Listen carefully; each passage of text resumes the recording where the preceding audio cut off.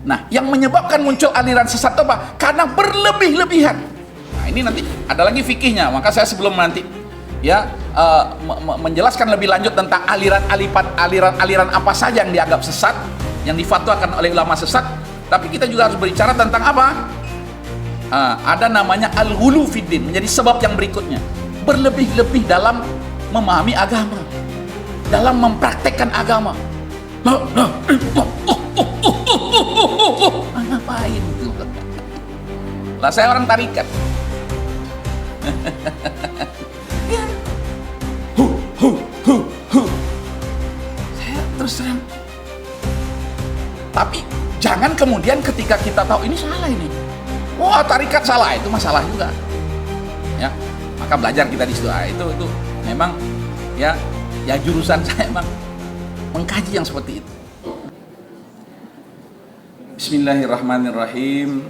Assalamualaikum warahmatullahi wabarakatuh.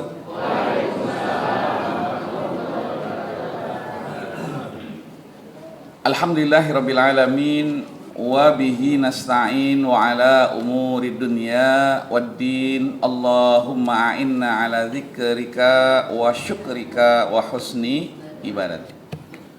Allahumma innaka afuwun tuhibbul afwa fa'fu anna. Allahumma inna nas'aluka ridhaka wal jannah wa na'udzubika min sakhatika wan nar. Amin ya rabbal alamin. Bapak Ibu sekalian, jamaah Masjid Silaturahmi yang berbahagia, pertama sekali tentunya kita memanjatkan puji dan syukur kehadirat Allah Subhanahu wa taala atas karunia Allah yang begitu luas, yang begitu berarti bagi kita. Begitu juga kasih sayang Allah sehingga kita selalu dikumpulkan dalam kebaikan. Barakallahu fiik. Kita selalu dikumpulkan dalam kebaikan, ya, dikumpulkan dalam persaudaraan, dikumpulkan dalam majelis ilmu, majelis yang dinaungi oleh para malaikat, yang diturunkan rahmah, yang diberikan pada kita ketenangan. Jadi ini sebagai obat penenang ya majelis ilmu. Begitu juga majelis yang disebut-sebut oleh Allah, ya, nama kita di hadapan makhluk-makhluk yang ada di arsy-Nya, Masya Allah. Karena itulah mudah-mudahan kita senantiasa bisa istiqomah di jalan Allah Subhanahu wa ta'ala. Amin ya rabbal alamin. Yang kedua, mari kita bersolawat dan menyampaikan salam kepada teladan kita, Nabi kita, teladan umat Nabi Muhammad sallallahu alaihi wasallam, dengan mengucapkan Allahumma shalli ala sayyidina Muhammad wa ala ali sayyidina Muhammad. Assalamu alayka ya Rasulullah.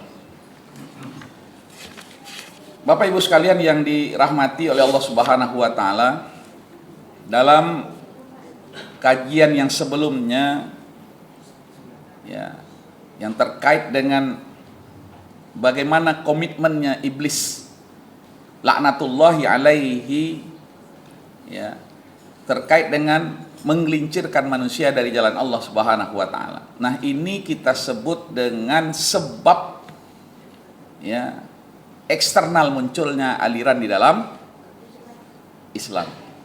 Ya. Eksternal. Eksternal itu artinya apa? Sesuatu yang berasal dari luar. Ya. Dan itu komitmen sekaligus konsistensinya iblis. Jadi iblis itu satu, dia punya komitmen, ya, untuk menjauhkan manusia dari jalan Allah, ya, dengan berbagai macam cara yang dilakukan oleh iblis. Ya, di antara cara yang dilakukan oleh iblis apa? Tashkik. Apa itu tashkik itu? Menimbulkan keraguan-raguan. Ya, berikan was-wasahnya, ya kan? Kemudian taswih. Apa itu taswih itu? Ya, mengkaburkan. Dibuat ragu, kemudian dibuat kabur. Nah, kalau sudah mulai ragu, kabur. Makanya di dalam Al-Quran di awal-awal Allah ingatkan, ya, zalikal kitabu la bafi. Jangan sampai ragu. Kalau udah ragu, nanti menjadi apa? Kabur. Kalau sudah ragu maka kabur.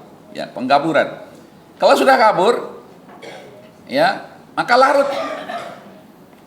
Terjadilah larutan. Nah, itulah kemudian seorang muslim tidak bangga lagi dengan Islam. Ya, makanya Allah ingatkan, "Wa man ahsanu qaulan mimman da'a ilallahi wa amila salihan wa qala innani minal muslimin." Ya. Jadi identitas keislaman itu yang harus dibangun. Maka pertama syaratnya yakin, kan gitu kan? Jangan sampai ragu, karena kalau sudah ragu nanti kabur kemudian larut. Ya. Nah, maka disebut dengan apa? Talbis. Ya. Maka ada buku bagus sekali namanya Talbis Iblis. Ya, talbis iblis, bagaimana dalam ya banyak aspek dengan berbagai macam cara ya iblis itu kemudian membuat apa? Nah, kita ini sudah mencampur adukkan ya antara hak dengan yang batil. Nah, kemudian nanti terjadilah yang namanya apa? Ya, takfir. Ya, keluar dari agama Allah Subhanahu wa ta'ala. Dan itu konsisten dilakukan oleh iblis. Sebagaimana yang dinyatakan oleh iblis, sungguh aku akan apa? Mendatangi manusia itu dari depan. Depan itu berarti kita dibuat apa? Ragu, sampai kita kabur, sampai kita tidak percaya lagi dengan akhirat. Masya Allah. Nah, itulah kemudian muncul hari ini salah satu contoh saja, budaya populer. Ya. Apa budaya populer? Ibu-ibu paham nggak ini budaya populer ini? Nah, kalau dari Korea itu muncul K-pop. Ya, nah itu budaya populer itu bagian. Ya, dari seperti pisau yang bermata dua. Nah ini, kalau budaya populernya kayak ini nggak apa-apa ini. Saudara-saudara kita dari ini kan populer kayak gini nih kan, sudah nggak aneh ya Bu ya? Yang aneh pula ini barang-barang kayak gini. Nah, ini kalau yang seperti ini budaya populernya nggak apa-apa, karena mempopulerkan dakwah kebaikan. Ya, sebagaimana mempopulerkan ya kesesatan, maka kita juga perlu mempopulerkan yang namanya dakwah, yang namanya agama ini. Ya, maka ada yang mengharamkan misalnya apa? TikTok, Facebook, ya. Akhirnya ditonton, yang dikonsumsi apa? Ya hal-hal yang, maka kemudian muncul pembanding dari budaya populer yang negatif itu budaya populer yang positif. Ya, sehingga orang begitu buka Facebook, yang dia lihat apa? Yang baik. Begitu dia buka TikTok, yang dia lihat apa? Yang memahamkan kepadanya ya tentang tujuan hidupnya, tentang ibadah, tentang kebaikan, masya Allah. Nah, ini dibalik budaya populer. Yang sekarang lagi populer itu apa? Yang diistilahkan dengan aura framing. Itu kan, ya sampai apa namanya tokoh olahraga gitu kan, sampai tokoh politik, sampai apa tokoh ekonomi, semuanya seperti itu. Ya, nah ini sisi-sisi, ada sisi-sisi positif, ada sisi-sisi negatif. Nah, iblis ya sangat sangat konsen, sangat fokus. Bagaimana kemudian kita lupa dengan akhirat, maka dibuatlah kita ya. Yang kedua, masuk lagi dia pintu kedua, namanya apa? Pintu namanya cinta dunia. Pintu belakang. Nah, pintu depan tuh lupa dengan akhirat. Pintu belakang lupa cinta dunia. Dan biasanya cinta dunia itu diiringi dengan apa? Takut kematian. Hubbud dunya wa karahiyatul maut. Yang kata Rasulullah, ya itu ibarat buih. Kalau buih itu banyak. Ya. Nah, yang ketiga pintu iblis adalah pintu kanan. Bagaimana ya kita ini malas untuk beribadah. Ya. Jangankan sholat subuhnya gitu, sholat maghrib pun banyak alasan. Ya, mau ngebakso lah, karena nih akhir pekan lah, itu kan. Kalau dulu tuh kalau udah bicara akhir pekan, nih mohon maaf, ya sama masih ingat tahun 80-an. Nah, ini anak-anak muda nih 80 udah lahir nih ya. Nah, yang seragam hitam ini tahun 80 udah lahir ya. Berarti udah tua kalau gitu.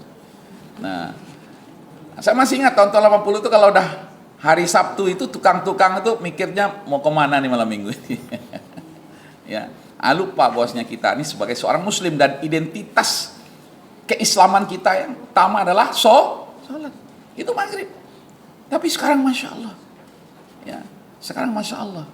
Gerakan sholat maghrib berjamaah, maghrib mengaji. Ya, kemudian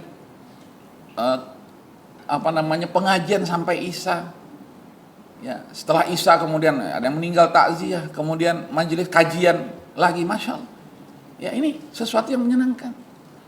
Bahkan sekarang untuk ulang tahun tidak ada lagi konser, ya, menampilkan aurat dan sebagainya, justru kemudian adalah seperti tablik akbar dan sebagainya. Nah, diajak orang untuk taat. Nah, iblis konsisten untuk bagaimana orang malas beribadah. Bahkan dia mulai dari induk-induk ibadah. Nah, itu.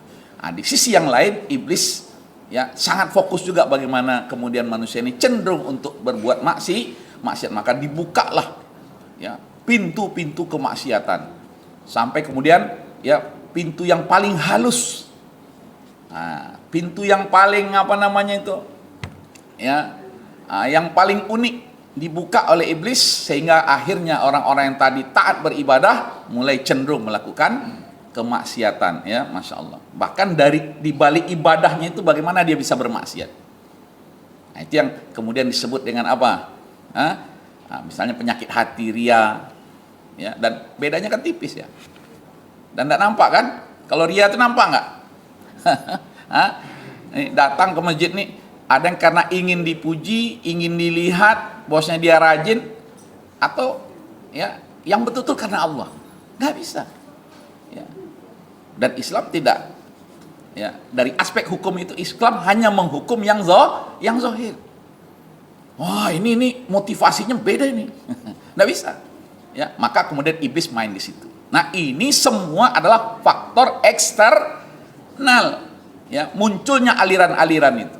Apakah aliran yang lupa dengan akhirat, aliran yang cinta dunia, nanti cinta dunia itu alasan politik, alasan ekonomi, ya. Kemudian aliran yang yang membuat orang malas beribadah, dan aliran yang kemudian membuat orang sesat sesat-sesatnya, ya, karena kecenderungan mereka kepada kemaksiatan. Maka nanti ketika kita mengkaji ideologi, aliran-aliran ya yang menyimpang itu mudah. Dia nggak akan keluar dari 4 pintu ini. Itu Al-Quran yang menjelaskan. Jadi kalau bicara aliran sesat, induk angkangnya siapa? Hantu belaunya siapa? Iblis. Ya, tapi ini faktor eksternal. Ya, tapi ada yang namanya faktor internal dari dalam diri kita sendiri. Maka Allah sudah mengingatkan, balil insanu ala nafsihi basirah. Maka kita harus betul-betul mengenal diri kita. Siapa diri kita? Itu yang disebut dengan apa? Ego system. Membangun sistem imun di dalam diri kita. Satu, keyakinan. Yang kedua, penegakan syariat. Yang ketiga, perilaku. Ya, ini yang paling penting. Karena nggak ada apa-apanya iblis itu dengan tentara-tentaranya dari syayatinul jinni wal insi. Ya, dari bangsa jin, dari bangsa manusia itu nggak ada apa-apanya mereka. Bahkan mereka sudah menyatakan pula pernyataan yang itu membuat kita udah tahu kita strateginya. Apa kata iblis yang kemudian diikuti oleh setan-setan, ya, kami nggak bisa menyentuh orang-orang illa ibadaka minhum al-mukhlasin.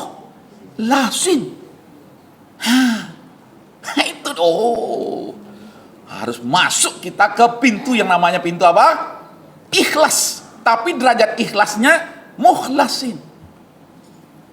Ya. Nah, sementara kita ini sudah jatuh bangun, sudah susah payah ketika kita masuk ke pintu mukhlisin. Ya. Karena menjadi hamba Allah itu ruhnya harus ikhlas. Nah, satu kan tujuan kita adalah menjadi hamba Allah.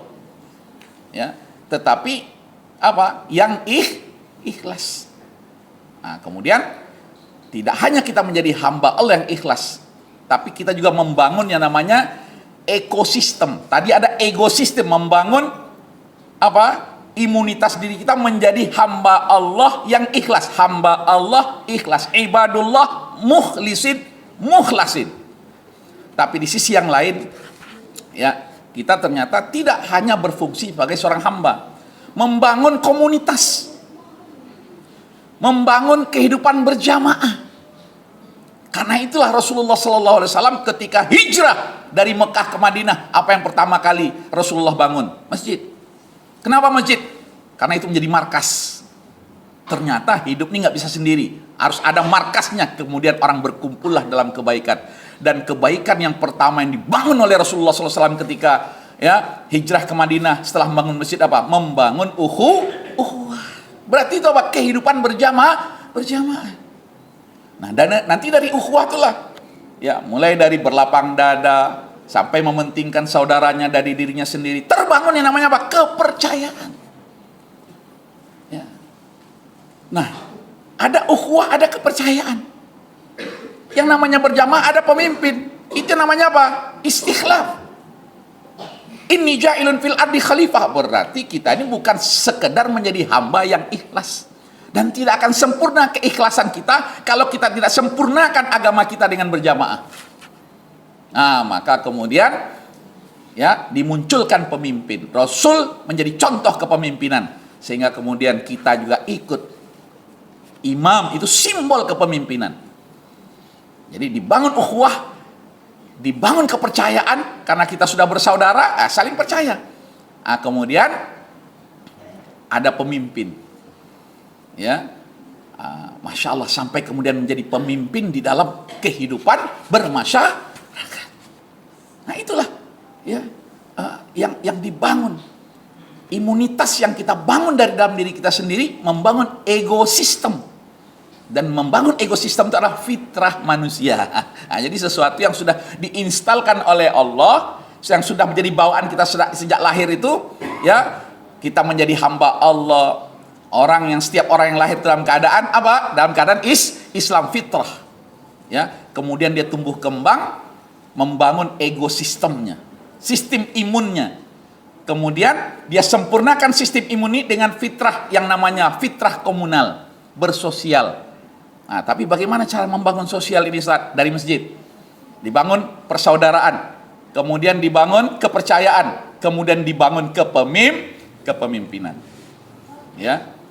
Nah, di sisi yang lain, seseorang ya untuk mengimun dirinya dan kelompok sosial ini, jamaah ini untuk mengimun jamaahnya, disitulah dibangun yang namanya apa? Amal-amal, kerja-kerja. Itu. Maka kemudian Allah memerintahkan, wa qul ya'malu fasayarallahu amalakum wa rasuluhu wal mu'minun. Hayo bekerja. Wa qul ya'malu, bekerja. Ya. Maka kemudian Allah lah yang memudahkan seluruh urusan kita. Fasayarallahu amalakum. Apalagi kita ini bekerjanya untuk apa? Untuk Allah. Bekerjanya untuk izzatul Islam wal muslimin, kemuliaan Islam dan umatnya, berdakwah. Nah, tadi malam saya jam berapa itu di WA oleh salah seorang ustadz, ya, kekhawatiran, ya, aliran, ya, yang alirannya udah jelas sesat. Nah, kenapa? Aliran kaum Nabi Lut. Mereka, waduh, ini gimana Pak Kiai? Ya, ini sepertinya mereka mau ngadakan acara begini, acara begitu, acara begini.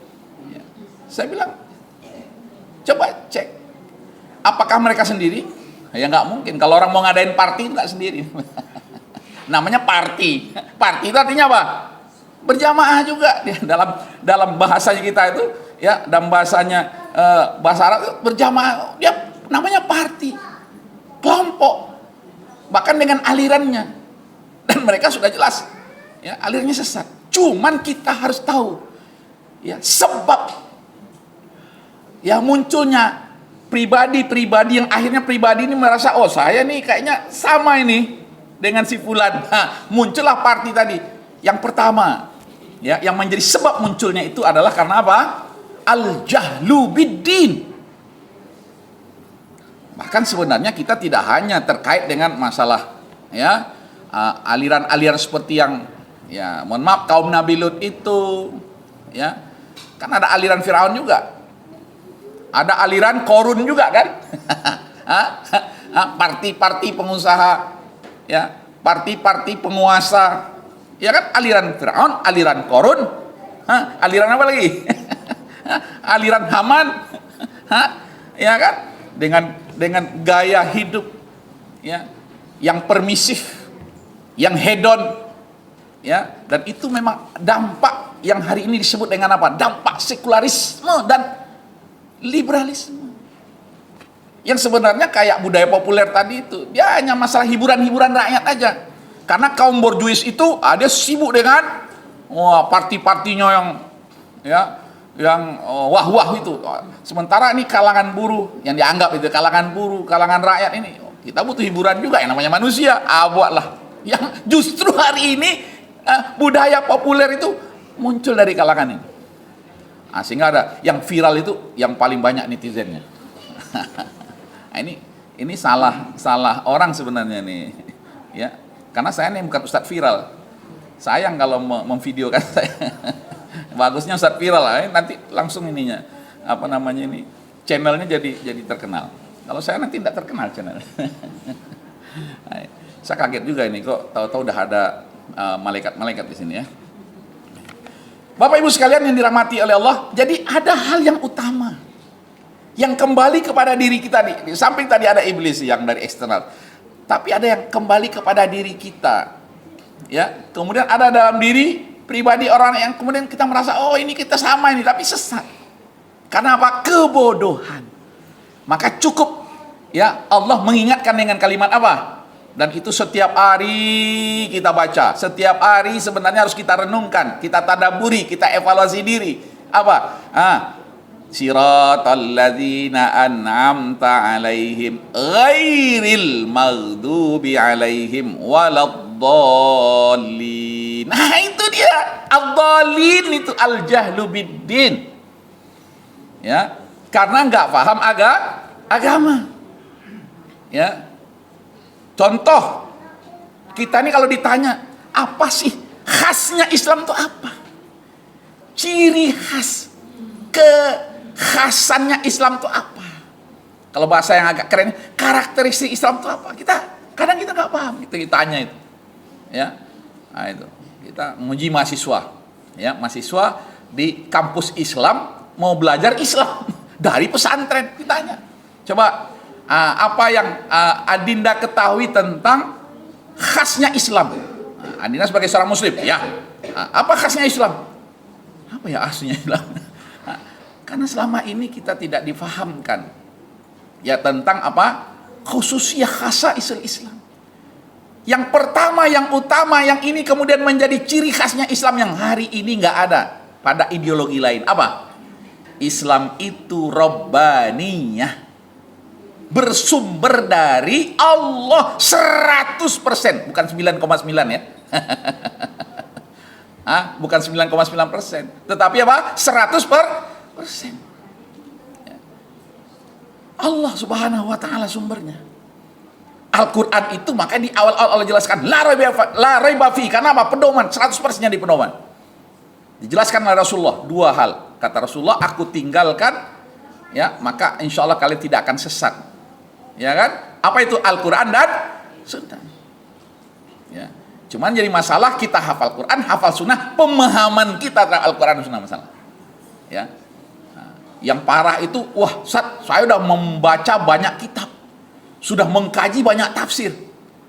Terus apa kesimpulan, ya, dari ayat yang kemudian ditafsirkan, yang kemudian, ya, dibaca kitab-kitab yang berkaitan dengan ayat hadis Rasulullah SAW tentang khasaisul Islam, tentang karakteristik Islam.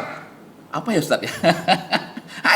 Ini diingatkan oleh Allah dalam Al-Qur'an. Kamatsalil himari yahmilu asfara, seperti keledai yang membawa apa? Kitab kuning. Kalau hari ini enggak kitab kuning lagi, banyak kitabnya. Mau tinggal dirubah warnanya. Karena apa? Dia ada dalam laptop, ada dalam iPad, ada dalam apa namanya ini? Dalam HP kita ini, Ya, mau dirubah warnanya silakan rubah warna, atau yang warna-warni ya. Kan sekarang ada Quran tajwid. Ya, sehingga memudahkan kita. Intinya memudahkan kita. Tapi ternyata kita nggak paham. Ya. Bagaimana Al-Quran menjadi apa? Sumber dalam kehidupan kita, pedoman dalam kehidupan kita. Kita bicara Al-Quran sebagai sumber pedoman, tapi seperti apa Al-Quran itu menjadi pedoman dalam hidup? Ini menjadi apa? Menjadi sebab munculnya kemudian apa? Pemahaman yang menyimpang. Ketika kita ya bersyahadat, asyhadu alla ilaha illallah, itu artinya apa, Bu dan Ibu sekalian? Dalam Al-Quran kan ya, jelaskan bagaimana syahadat itu. Aku bersaksi tiada Tuhan selain, tapi apa maksudnya bersaksi tiada Tuhan selain Allah? Sihatul i'tiqad, benar akidahnya yang seperti apa? Tentang Allah, tentang malaikat, tentang Rasul, tentang kitab suci, tentang hari akhirat. Kemudian tentang apa lagi? Tentang takdir. Kadang kita ditanya tentang takdir sudah bingung. Ditanya lagi tentang apa beda al-qadha dengan al-qadar. Apa Ustaz ya? Lailatul Qadar kali Ustaz. Ini masih PR kita. Tapi ya mudah-mudahan insyaallah kalau kita ini semangat belajar agama, ya tapi kalau belajar agama seminggu sekali, setiap hari Ahad pagi, kuliah subuh, itu pun ngantuk-ngantuk Pak ya. Karena dicari apa sarapannya Ustaz. Ya. Nah, ini al-jahlu biddin ya menjadi masalah, sehingga solusinya bagaimana kita bisa memahami Islam ini. Oh iya, Islam ini ya konteksnya apa? Rabbaniyah, berasal dari Allah Subhanahu wa taala. Al-Qur'an ya ketika mengatakan bersyahadat tiada Tuhan selain Allah, satu, keyakinan benar. Ya. Nah, yang kedua, ya tentunya kita apa? Talaqi an Rasulillah sallallahu alaihi wasallam. Itulah maknanya asyhadu anna Muhammadar Rasul, bertalaki. Jadi bersyahadat, bersaksi bahwasanya Rasulullah adalah utusan Allah, itu artinya apa? Kita harus bertalaki kepada Rasulullah. Nah, kalau katakan qul in kuntum tuhibbunallaha fattabi'uni yuhibbukumullah. Iman itu harus dengan cinta. Cinta itu mengikuti Rasulullah sallallahu alaihi, itu namanya wa asyhadu anna Muhammadar Rasulullah, bertalaki. Loh, Ustaz, sekarang Rasulullah kan nggak ada. Bagaimana cara bertalakinya? Itulah majelis ilmu, dibimbing oleh ustadznya. Ustadznya membimbing atau YouTube yang membimbing? Sekarang ada AI. Saya coba itu AI, Masya Allah. Tapi kalau kita nggak paham beragama, AI itu semuanya masuk. Sampah-sampah gitu masuk. Karena apa? Dia menghimpun sesuai dengan kata-kata ya yang kita sampaikan di AI itu, ya. Kemudian keluarlah jawaban-jawabannya. Itu semua masuk. Ya. Kalau kita nggak paham agama, sampah pun kita makan. Nah, itu ya. Ini ya apa namanya? Tidak menyelesaikan masalah. Dia bisa menjadi pintu ya dalam menyelesaikan sarana dan menyelesaikan masalah, tapi inti menyelesaikan masalah adalah at-talaqi, bertalaki. Ya, ini ketemu dengan ustadznya, ketemu dengan ulamanya, ketemu dengan ya pakarnya. Nah, itu yang disebut wa asyhadu anna Muhammadar Rasulullah, dan pastikan mereka adalah pewarisnya yang sesungguhnya dari Rasulullah sallallahu alaihi wasallam. Karena ada pewaris-pewaris palsu. Nah, itu yang disebut dengan nabi palsu. Itu aliran ya, makanya di MUI, di Majelis Ulama Indonesia itu disebut tentang kriteria aliran sesat. Ya, apa saja yang ya menjadi kriteria misalnya aliran sesat. Ya. Ketika yang mengaku ulama, mengaku mursyid mereka, mengaku pemimpin mereka yang menganggap dirinya pewaris Rasulullah, sudah mulai mengingkari ya rukun iman atau rukun Islam. Ada nggak ya kelompok yang sekarang tuh eksis di dunia ini, ya bahasanya tidak mengingkari rukun Islam tetapi mengganti rukun Islam. Apa bedanya mengingkari rukun Islam, mengganti rukun Islam? Disebutnya usuluddin. Itu Ya, usuluddin. Digantinya, kalau kita nggak tahu, kita lihat, ini bagus juga. Loh, bagus juga, ini penilaian siapa? Nah, contoh di antara rukun Islamnya itu apa? Usuluddinnya itu apa? Tentang imamah. Imamah itu kan bagus, kepemimpinan kan. Oh iya, kita perlu imam. Imam kita Ustadz Fajri. Gitu. Tapi yang jadi masalah ini, ya dia merombak. Bahkan hari ini, Masya Allah, di kurikulum ya perguruan tinggi kita yang kita katakan resmi itu berubah tentang tokoh yang memunculkan aliran sesat ini. Dianggap apa? Tokohnya fiktif. Siapa tokohnya? Ibnu Saba. Ibnu Saba itu seorang Yahudi. Bayangkan dia hidup di zaman sahabat. Ya. Dia hidup bersama sahabat-sahabat Rasulullah, tetapi tidak dianggap sahabat. Dia berada di tengah sahabat, tapi tidak dianggap sahabat. Namanya apa? Ibnu Saba. Dia itulah pencetus aliran yang hari ini banyak. Ya, banyak pengikutnya. Walaupun sektenya di dalam aliran ini juga banyak. Ada Itsnai Asyariyah, ada macam-macam. Kalau dulu disebutnya kan Rafidhah. Sekarang menjadi Syiah. Dulu tuh bahasanya bagus, Rafidhah. Tuh menjadi Syiah. Syiah itu ya, kalau nggak tahu kita sejarahnya, oh itu kan Syiah Ali, oh itu kan pengikut Ali, oh itu fansnya Ali. Kalau sekarang ada namanya apa? Ada influencer, ada apa namanya? Relawan ya. Relawan Ali. Ada sekarang relawan siapa gitu yang lagi heboh-hebohan? Siapa yang lagi heboh ya? Pura-pura nggak tahu pula apa Ibu. Yang lagi heboh ijazah palsu atau apa gitu. Lah yang heboh itu relawannya. Iya kan? Ya, sampai Fulan mania. Ya, ada Fulan mania gitu kan? Jangan sebut nanti namanya karena direkam ini. Ya kan, Fulan mania kan bisa aja Misran mania gitu kan. Ustadz Fajri lover influencer itu kan sekarang istilah-istilah itu ya, apapun istilahnya, tapi ini kebodohan, pembodohan. dan mohon maaf ya, saya ini kan suka menganalisa, maklumlah ya, matematikanya payah dulu ya. Saking payahnya tuh ya, ini kalau setengah jam sebelum pulang tuh, biasanya saya di SD itu setengah jam tuh, kalau kebetulan wali kelas kami itu suka ngasih apa, soal matematika itu ya. Kawan-kawan itu 10 menit 15 menit nyelesai. Saya biasanya 2 menit 3 menit selesai. Anak pulang, enak kali Misran nih katanya. Ya saya nak pandai matematika, tapi tengok dah pulang. Akhirnya guru itu senang, sampai akhirnya guru itu ya pengen anaknya masuk pesantren. Ketika saya masuk pesantren, Ustadz Ananda, nanti saya ingin juga anak saya masuk pesantren. Saking ya alhamdulillah. Nah ternyata di balik kegemaran kita dengan matematika ini, kita suka apa? Menganalisa. Ya, termasuk saya analisa ini kenapa lah tahu-tahu muncul ini beberapa makhluk Allah ini di sini. Ini Bapak Ibu sekalian yang dirahmati oleh Allah Subhanahu wa taala. Jadi ini ya, kenapa ya kita ini ya al-jahlu biddin, bermasalah soal agama, bodoh masalah agama. Ya, tidak paham agama karena apa? Kita nggak tahu Islam itu robbaniyah. Maka ketika kita membahas tentang wa asyhadu anna Muhammadar Rasulullah, kita nggak paham artinya. Aku bersaksi bahwasanya Muhammad Rasulullah itu artinya apa? Bertalaki kepada pewaris Rasulullah hari ini, karena Rasulullah sudah ya wafat. Kemudian di antara karakteristik Islam itu ada syumuliyah. Hari ini kita dipisah-pisahkan dengan ini enggak Islam ini. Kalau ini Islam.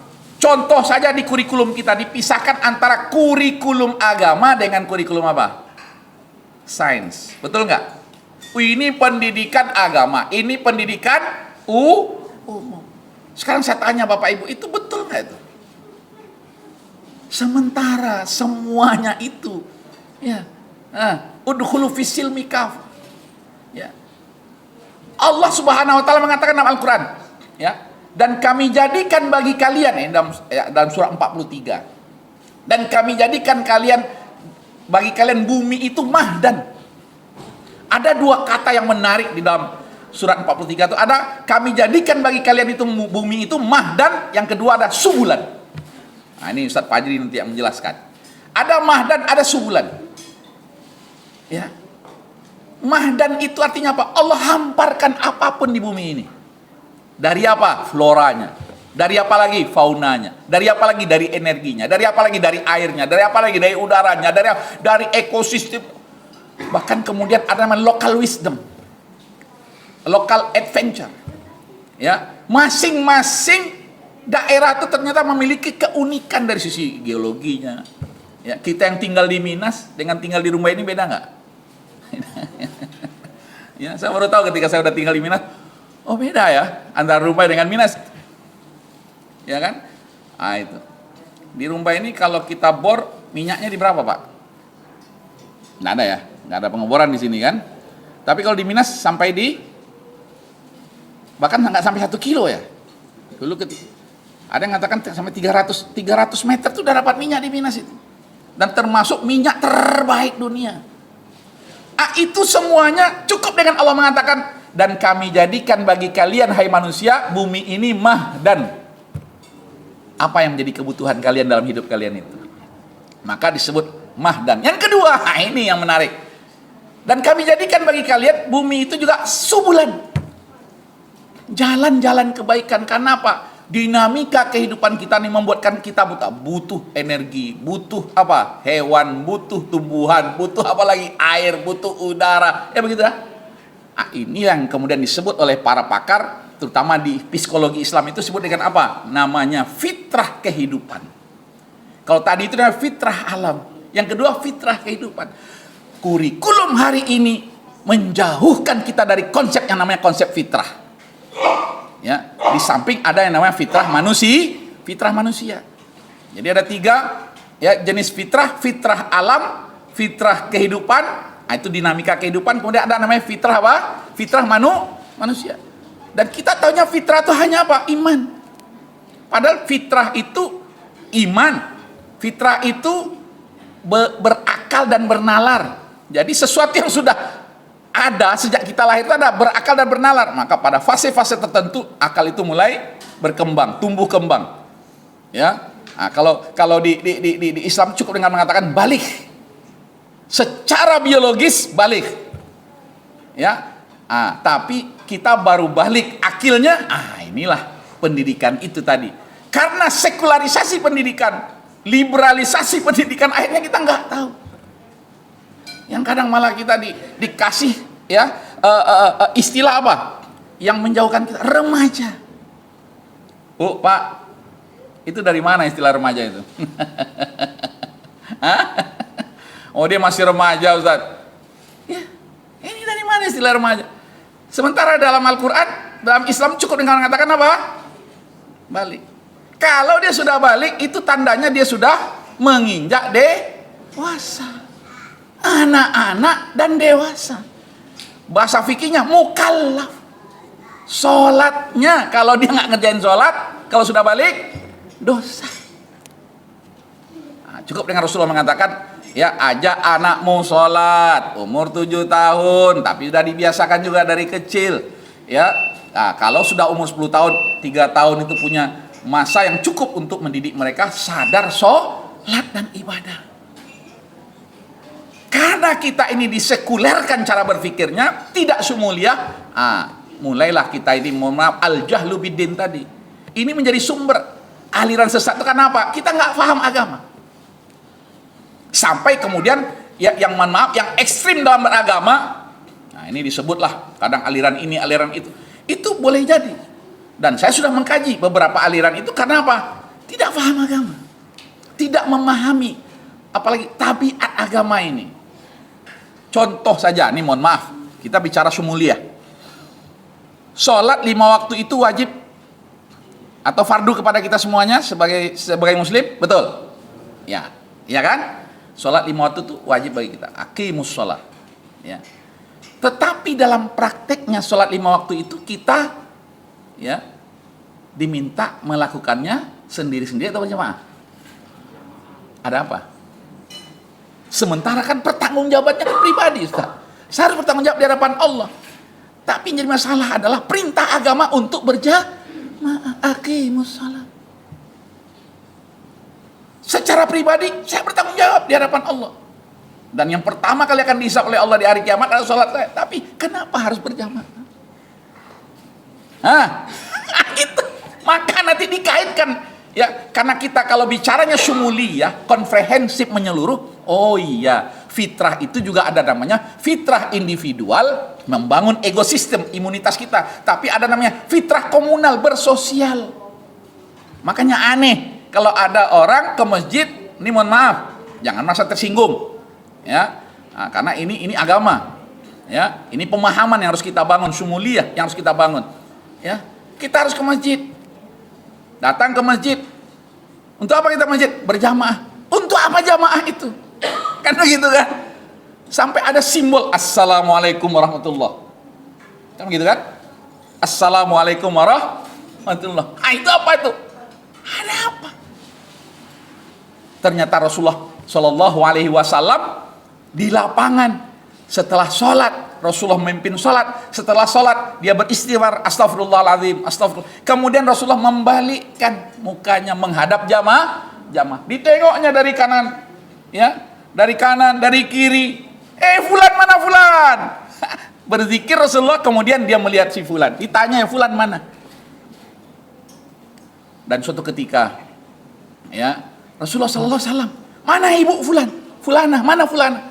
Ya Rasulullah, maaf ya Rasulullah, beliau sudah wafat 3 hari yang lalu. Astagfirullah. Kok saya enggak tahu? Iya, mohon maaf ya Rasulullah. Ya, karena suatu hal, ya, karena ini juga fardu kifayah. Karena kan pemahaman kan kita kan begitu kan. Karena ini fardu kifayah, kami takut mengganggumu ya Rasulullah. Ini lihat, kehidupan berjamaah yang dibangun dengan apa? Kekuatan sholat itu. Membangun kekuatan apa? Sosial. Di balik berjamaahnya sholat itu. Wah, oh gitu. Masya Allah. Ya, kalau bahasa kita tuh kecewa juga kita karena kita nggak bisa melaksanakan fardu walaupun itu sudah gugur kewajiban secara hukum tuh gugur kewajibannya kalau itu fardu kifayah. Kalau udah ada yang tapi kemudian Rasulullah, di mana kuburnya? Sudah 3 hari, ya, Rasulullah kemudian mengatakan, di mana kuburnya? Kemudian Rasulullah SAW ke kuburnya, kemudian sholat di situ, menyolatkan dia. Masya Allah. Dapat kita hukum fikihnya, kemudian kita dapat ternyata di balik itu ada hikmah berjamaah. Tahu kondisi makmum. Makanya kemarin ya, dalam pertemuan dengan imam-imam masjid itu kita sampaikan, tidak sekedar itu fikih makmum. Ya, imam itu diangkat untuk diikuti. Itu betul. Tetapi ada namanya fikih imam. Imam itu tahu kondisi makmum. Ustadz Fajri karena ingin semua jamaah ini masuk surga, subuh ini kita 1 juz Al-Quran. Allahu Akbar. Wah, udah mulai lah ibu-ibu di belakang. Ini sarapannya gimana ini? Yang bapak-bapak ikut nggak tahu alat-alat tua. Yang tadinya khusyuk berubah menjadi apa? Ini saya sampaikan. Ini ada fikih imam namanya. Cuman kadang kita membicarakan fikih itu hanya masalah hukum, padahal fikih itu harus bicara tentang syumuliyatul Islam. Satu, sumbernya jelas dari Allah. Yang kedua, syumuliyah. Oh ya, ya ini ya tidak bisa. Ya, sekarang nih kondisinya nih. Kadang aura, kalau tadi ada aura framing namanya kan. Ini ada aura berjamaah. Ini kayaknya jamaah ini kondisi kayak gini, misalnya AC mati misalnya kan. Ini kalau sempat Al-Baqarah ayat pertama di rakaat pertama, Ali Imran ini makmum mundur satu-satu. Itulah namanya apa? Fikih berjamaah. Dibangun lewat sholat. Ini kita bicara tentang syumuliyah. Ada namanya takamuliyah. Takamuliyah saling menyempurnakan satu dengan yang lain. Maka tidak ada istilah dikotomi, ya ini umum dan ini agama di dalam Islam. Ada namanya waqi'iyah, realistis. Ya, ada waqi'iyah, tapi ada yang namanya mithaliyah. Pak dan Ibu sekalian, waqi'iyah itu realistis, itu standar minimal. Tapi kalau sudah bicara mithaliyah, itu yang terbaik. Nah, itulah sahabat-sahabat yang kemudian ya sampai kemudian dia lebih mementingkan saudaranya dari dirinya sendiri. Itu misalnya. Dan di dalam Islam dipraktekkan. Di antaranya ya 3 sahabat ya kan yang sama-sama membutuhkan air. Air itu tidak bisa dibagi. Jadi kalau masih bisa berbagi itu belum yang terbaik di dalam Islam. Tetapi ini adalah kebutuhan pokok. Di dalam perang mereka sama-sama butuh air, tapi air itu nggak bisa dibagi. Dia dahulukan saudaranya untuk menyelamatkan nyawa saudaranya daripada dirinya sendiri. Sahabat yang kedua ini, dia ingin mempraktekkan juga yang namanya apa? Mithaliyah tadi itu. Derajat yang tertinggi itu. Sehingga apa? Dia ingin membagikan airnya kepada sahabatnya yang ketiga yang membutuhkan air, yang nggak bisa dibagi air itu. Ternyata sahabat yang ketiga sudah meninggal. Tengoknya ternyata sahabat yang pertama sudah, dan takdir Allah dia dicatat juga yang orang mementingkan orang lain daripada diri sendiri, kemudian Allah mensyahidkan dia di jalan Allah Subhanahu wa taala. Itu ya, itu contoh yang nyata. Dan Allah menyebut itu dengan kalimat apa? Wa yu'thiruna ala anfusihim walau kana bihim khasassah. Dia lebih mementingkan saudaranya. Ya, kalau air minum ini masih bisa kita bagi, nah itu enggak, belum yang tertinggi itu. Baru namanya berbagi.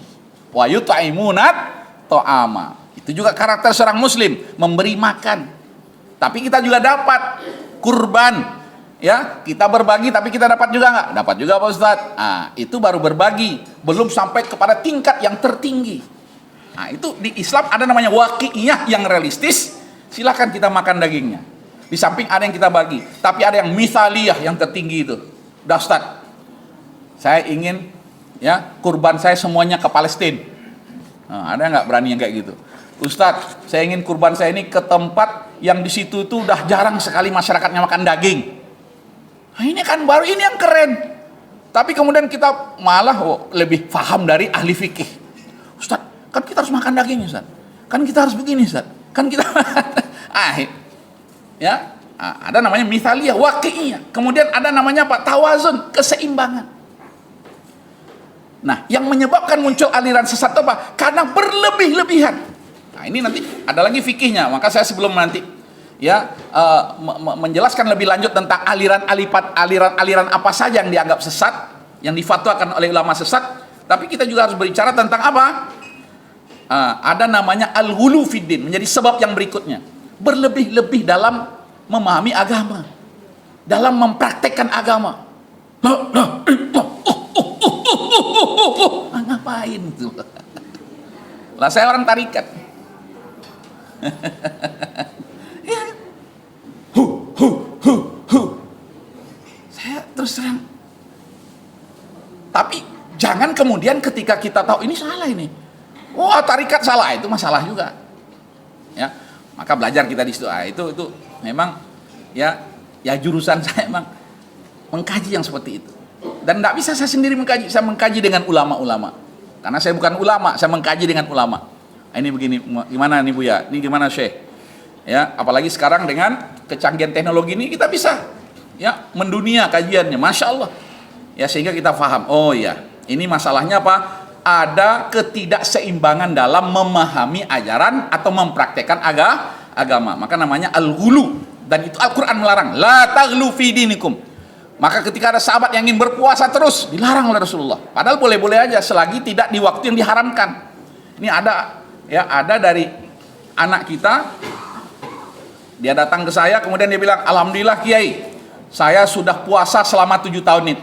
Target saya 10 tahun. Ya, saya berpuasa. Ya, mudah-mudahan nanti saya mendapatkan apa yang saya inginkan. Apa yang kamu inginkan? Ilmu laduni. Dengan berpuasa 10 tahun. Coba. Ya, sekarang umurnya udah hampir 30, nggak mau menikah karena apa? Ingin berpuasa dulu. Nah, ini salah. Bukan salah apa ya? Berlebihan dalam memahami atau mempraktekkan agama. Maka ada namanya karakteristik Islam namanya tawazun, keseimbang. Maka kata Rasulullah, "Hei, kamu punya keluarga." Nah, karena ada sahabat yang nggak mau mendatangi istrinya, ya, karena apa? Dia ingin setiap malam itu tahajud. Katakan, ya, keluarga kamu punya hak, ya, dirimu punya hak untuk istirahat dan lain sebagainya. Inilah namanya tawazun. Nah, kemudian di dalam Islam itu juga ada namanya karakteristik apa? Sa'ah wal murunah, fleksibel. Maka kata Rasulullah SAW, yassiru wala tu'assiru. Ya, apalagi dalam konsep berjamaah, dalam konteks berjamaah. Nah, itu ada apa? Fikih kemudahan. Bukan memudah-mudahkan, tapi ada kemudahan. Ya, wa in kuntum marda au ala safarin, kan gitu kan? Kamu sakit, kamu safar, maka boleh nggak mengkodok puasanya? Dan itu di bulan Ramadan yang wajibkan kita berpuasa. Begitulah Islam. Nah, inilah menjadi ya sebab yang pertama munculnya aliran itu karena apa? Tidak paham Islam.